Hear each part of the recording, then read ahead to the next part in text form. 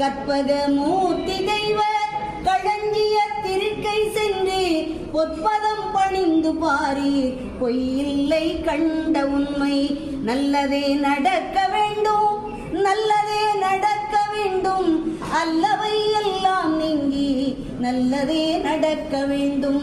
உள்ளமதில் நலம் கூட ஒங்கு புகழ் வளம் கூட வெள்ளமென பொருள் கூட வெற்றியது கை கூட.